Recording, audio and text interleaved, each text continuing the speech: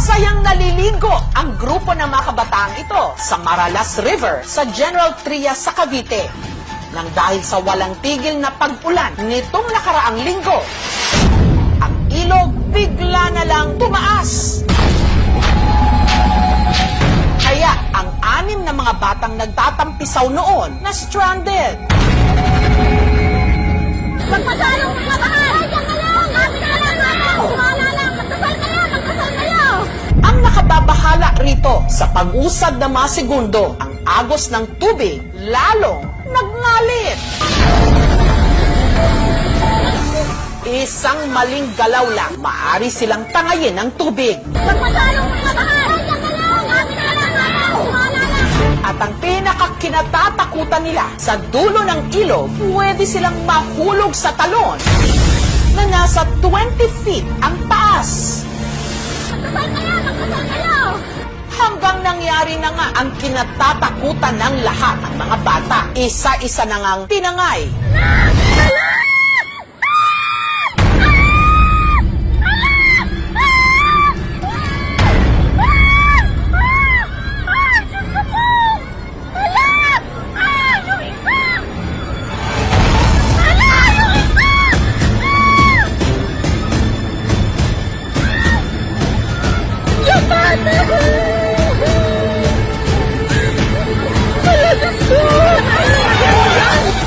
Wala kang ibang magagawa kundi sumigaw at humingi ng tulong para dun sa mga buhay ng mga bata.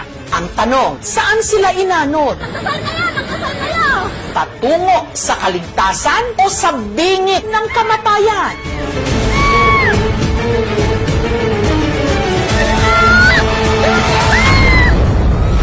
Kung maaliwalas ang panahon, ang tubig sa Maralas River, malinaw at malinis. Lalo pag summer, talagang mainit. Pinupuntahan po talaga ito.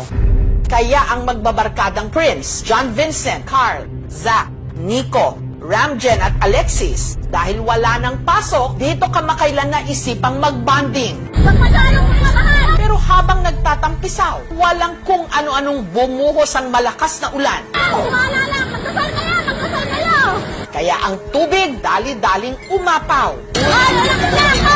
Pero dahil nasa gitna ng ilog ang mga barkada ni na Prince nung oras na rumagasa ang tubig, hindi agad sila nakaahon. Ang sabi ko po sa kanila, huwag silang masyadong gagalaw kasi baka pag gumalaw, lalo silang ma-out of balance.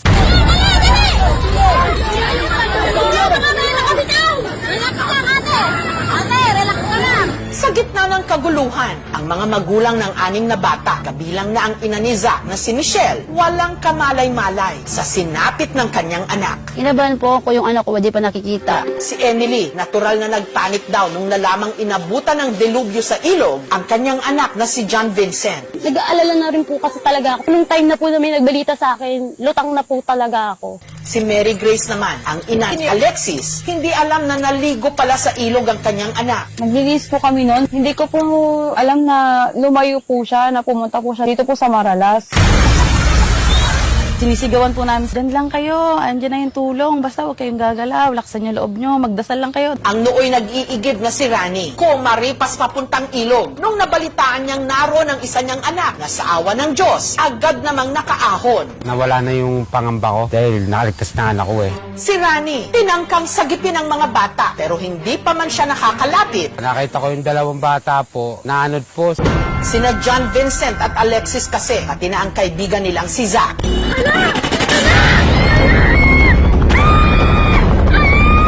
Tinangay na ng rumaragas ang tubig. Nabangan ko po doon, yung 2 bata na lumulutang. Si Alexis, nailidas ni Zach. Pinupunta po ako sa pulis, nalaban po ako. Yung malapit na po ako, inangat na po ako palayo. Pero sina Zach at John Vincent, tuloy-tuloy nang inanod ng ilog. Yung isa po, nakita ko, lumampas po. Hindi ko na po talaga makakain ng hininga ko. Tumabi na lang din po ako. Nabigo po rin ako. Dumagdag pa sa kanyang pangambang sina Vincent at Zach. Kung magdidire-diretsong aanurin, pwedeng tangayin papunta sa talon sa dulo ng ilog na nasa 20 feet ang taas. Kaya ang mga residente, nagbayanihan para sagipin sila. Strategy ng barangay, na-rescue po nila sa pamamagitan lang ng water hose.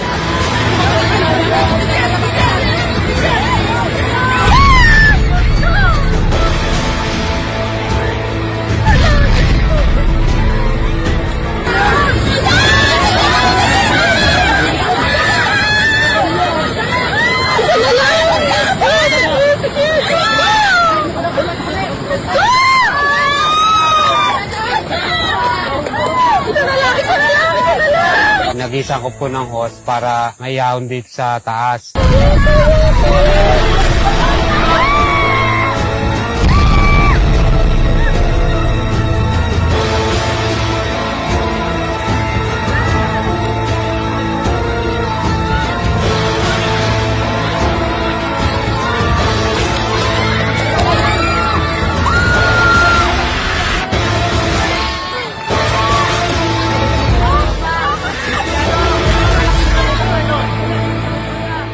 Sina Carl, Nico at Ranjen ligtas na mula sa panganib. Pero ang dalawa nilang mga kasama na sina Zack at John Vincent nasa alanganin pa ring mga pwesto.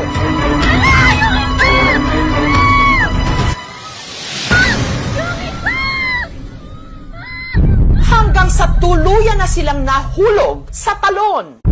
Nakaligtas kaya sila? Si John Vincent tuluyan na ngang bumagsak sa talon o waterfalls at inagos sa batuhan. Nung nalunod na po siya, nung nalaglag na po siya dyan sa may falls, nakainom na rin po siya ng tubig. Pero sadya raw malakas siya sa kanyang guardian angel dahil si John Vincent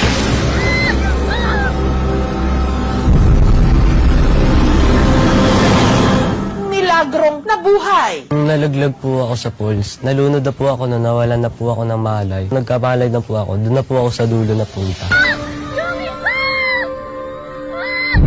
Simula po na parang nandun na siya agad sa mababaw, tapos nakaangat na po yung paa niya sa mga bato, doon po sa may dulo. Si Zack naman, bago tuluyang nahulog sa talon, may nakapitan. Inagos po kami no. Tapos yung nahulog na po ako sa falls. Nung napunta po ako sa kuweba hanggang nagpa-agos-agos. Yung pagkaangat ko po sa tubig, nandun na po ako sa malayo na po. Tapos nakakapit po ako sa punong nakatumba na lutang. Nagkasalamat ko po yun. Nabuhay po siya yung ano ko. Tapos naging mabait lalo. Naging mabait na siya. Natakot.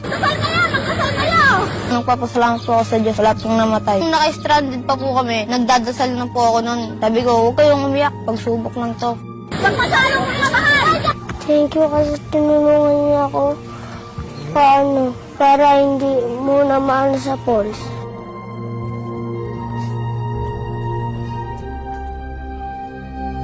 Na-trauma na din po. Di na po kami ulit maliligo. Dahil sa nangyari, ang pamunuan ng barangay maghihigpit na raw sa pagpapapasok sa lugar, lalo na ngayong nagsimula ng mag-uulan. May mga barangay tanod na ako daw sa lugar na yun. Pagbawalan talaga yung mga bata na maligo na doon sa ilog. Sa ganitong klase ng flash flood, meron tayong tinatawag na survival drift. You have to position yourself downstream, i-open mo ang inyong arms, and then yung ating paa is around 30 degrees na nakasubmerge dun sa water. And then you keep floating. Along the way, kung may makikita kang po pwede mong hawakan, then grab the opportunity. Dapat bantayan na po maigi yung mga bata kung saan sila magpupunta para hindi na po maulit yung pangyayari. Paghigpitan pa po sila kung saan talaga sila papunta. Ang mga ilog, kalimitang kalmado, pero sa isang kisap mata, pwedeng magbago ang agos nito. Kaya, maging alerto po tayo para hindi datnan ng peligro.